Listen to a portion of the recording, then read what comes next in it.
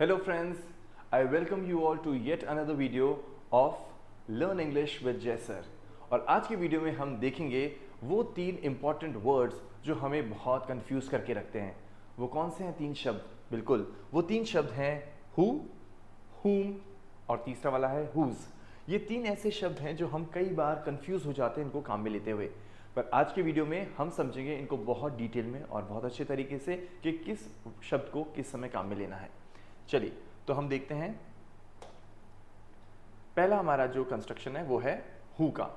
Who हम use करते हैं इंटरोगेटिव प्रोनाउन के रूप में, यानी एक ऐसा शब्द जो किसी सब्जेक्ट को रिप्लेस करने के काम में आता है। तो प्रश्न है who is going to the party, party में कौन जा रहा है? तो इसका उत्तर होगा let's say Thomas is going to the party. मैं आपके लिए लिखता हूं यहां पे Thomas is going to the party. Thomas is going to the party।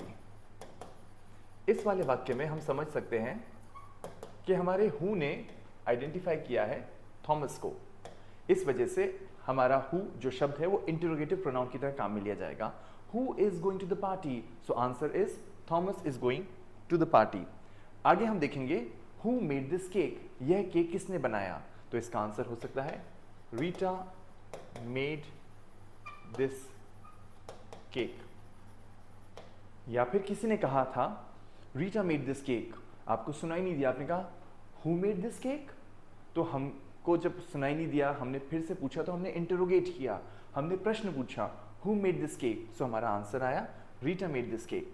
तो ये जो हु शब्द है ये हमें क्वेश्चंस पूछने के लिए हेल्प करता है, इसलिए हम इसको इंटरोगेटिव प्रोनाउन के रूप में काम में लेते हैं। अब हम आगे बढ़ते हैं और देखते हैं इसका एक और शब्द जो इसी फैमिली से है इंटरोगेटिव प्रोनाउन में whom।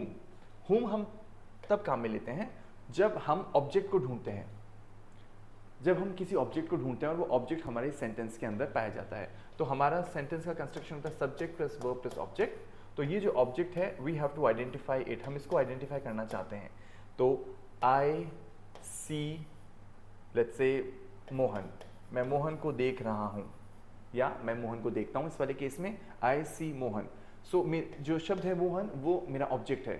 इस ऑब्जेक्ट के लिए यदि मुझे प्रश्न पूछना है तुम किसको देखते हो, तो मैं ये बोलूंगा whom do you see, whom do you see। मैं ये नहीं कहूंगा who do you see, who do you see। वैसे कई लोग who do you see भी बोलते हैं, ऐसा नहीं कि वो नहीं बोलते हैं, बट अकेडमिकली हम जाएंगे तो हम whom पे ज़्यादा ध्यान देंगे। whom do you see, right?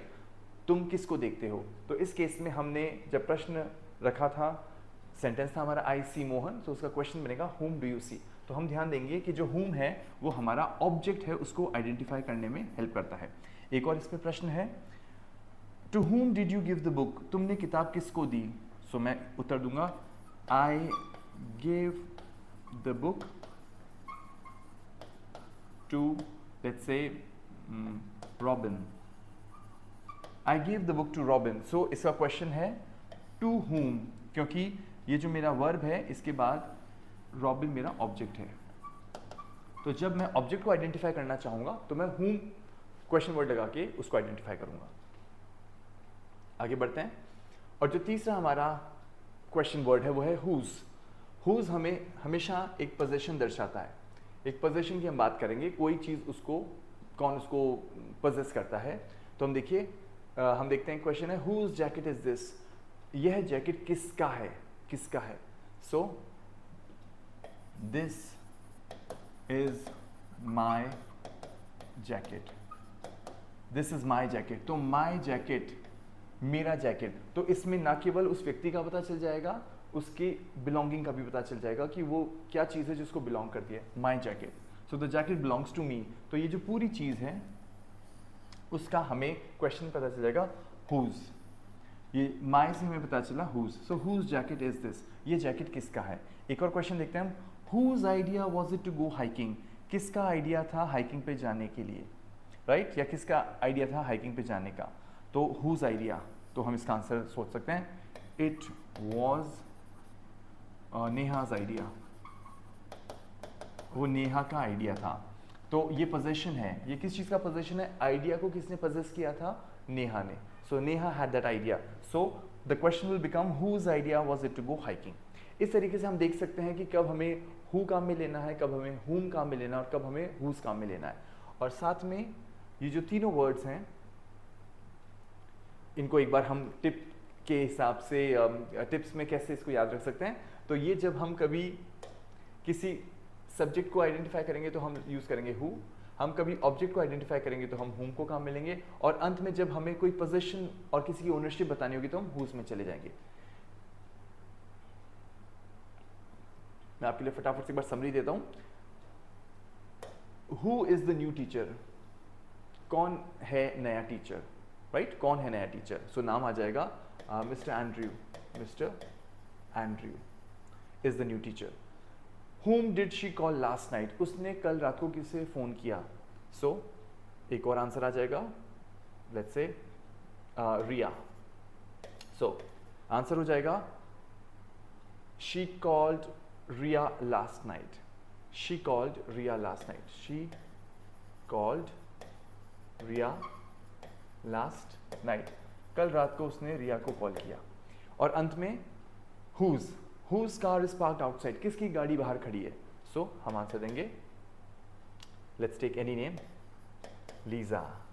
So Lisa's car is parked outside. Lisa की गाड़ी बाहर खड़ी है, is parked outside. तो हमें ध्यान देना है कि जब कभी भी हम ऑब्जेक्ट को आइडेंटिफाई करेंगे, हम कभी भी सब्जेक्ट को आइडेंटिफाई करेंगे, तो हम देखेंगे हु को। जब भी हम ऑब्जेक्ट को आइडेंटिफाई करेंगे तो हम हुम को काम में लेंगे, और जब कभी भी हम इंडिकेट करेंगे किसी का पोजीशन तो हम काम में लेंगे हुज को। साथ में ये भी हमें ध्यान रखना है कि इसका रिलेटिव प्रोनाउन की तरह भी काम में आना होता है कई बार, हु का, हुम का, हुज का। तो हम देख सकते हैं किस प्रकार से काम में लिया जाता है। द टीचर हु टीचर्स, वो टीचर जो पढ़ाता है मैथ्स, इज वेरी एक्सपीरियंस्ड। तो यहाँ पे ये हमारे टीचर को रिप्लेस करता है हु। इसी प्रकार से the artist who painted this mural is famous. So वो आर्टिस्ट जिसने ये वॉल पेंटिंग करी है वो बहुत फेमस है। तो ये जो हु है ये हमारे इस आर्टिस्ट को रिप्लेस करता है। इसी तरीके से हम हुम जो है रिलेटिव प्रोनाउन की तरह काम में ले सकते हैं। इसमें हम देखते हैं the man whom you met, वो आदमी जिससे आप मिले या तुम मिले कॉन्फ्रेंस में, वो एक renowned साइंटिस्ट है, वो बहुत ही फेमस साइंटिस्ट है। या फिर the woman whom they hired is very talented, वो महिला जिसे उन्होंने हायर किया, नौकरी पे रखा, वो बहुत टैलेंटेड है। तो यहाँ पे whom अगेन हम बात करेंगे इस वुमन के लिए, राइट, बिकॉज वो ऑब्जेक्ट है। They hired the woman, you met the man, इस तरीके से हमें ध्यान रखना है। और आगे हम देखते हैं हुज। हुज हिंदी में होता है जिसका, जिनका, तो हम इस प्रकार से देख सकते हैं द स्टूडेंट हुज बुक।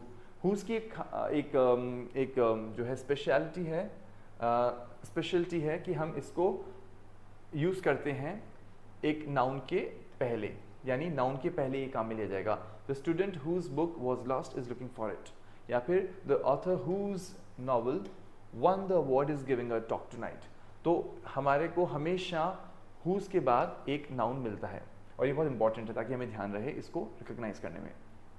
चलिए अब एक बार मैं आपके लिए फटाफट से कुछ टिप्स बता देता हूँ। तो हु को हम एज अ रिलेटिव प्रोनाउन काम में लेंगे जब हम सब्जेक्ट को आइडेंटिफाई करेंगे, हुम को हम रिलेटिव प्रोनाउन की तरह काम में लेंगे जब हम ऑब्जेक्ट को आइडेंटिफाई करेंगे, और अंत में हुज को हम तब काम में लेंगे जब हम पोजीशन या ओनरशिप बताना चाहेंगे रिलेटिव क्लॉज के कॉन्टेक्स्ट में। ऑलराइट, फटाफट से एक समरी है आपके लिए। इसमें हम देख सकते हैं the doctor who treated me, वो डॉक्टर जिसने मुझे ट्रीट किया was very kind. The colleague हुम आई ईमेल, जिसको मैंने ईमेल भेजा हैज रिप्लाइड, उसने मुझे रिप्लाई कर दिया है। और अंत में द चाइल्ड हुज टॉय, वो बच्चा जिसका टॉय टूट गया वो रो रहा है। चलिए अब कुछ आपके साथ एक्सरसाइजेस हम देख लेते हैं फटाफट से, and let's see if we are able to do them. So Sara won the contest. So question होगा who won the contest? I gave the message to John. To whom did you give the message? आप चाहें तो video को pause करके एक बार अपने answers fill कर सकते हैं। The red car belongs to Mr. Smith. Whose car is the red one? She met the new manager yesterday. Whom did she meet yesterday? The CEO of the company is Mr. Anderson. Who is the CEO of the company? Everyone admires Jennifer. whom does everyone admire? The famous painting belongs to the museum. So इसमें हो जाएगा whose painting is famous, right? Then they invited all their friends to the wedding. इसमें हो जाएगा whom did they invite to the wedding? उन्होंने किसको wedding में invite किया? The woman they are talking about is a scientist. इसमें हो जाएगा whom are they talking about? वो किसके बारे में बात कर रहे हैं? और अंत में I tutored James. Whom did you tutor? Right? तो ये सारे हमारे आंसर्स थे जो हमने देखे इस वाले कॉन्टेक्स्ट के अंदर. आई होप आपको क्लैरिटी मिल गई होगी अब who, whom और whose के बीच में. तो आप बिल्कुल ध्यान से इस वीडियो को फिर से देखिएगा और समझिएगा कि हम कब who यूज़ करेंगे, कब हम whom यूज़ करेंगे और कब हम whose यूज़ करेंगे. चलिए, with that I would like to wrap this video up. I wish you all the very best for English learning. Thank you.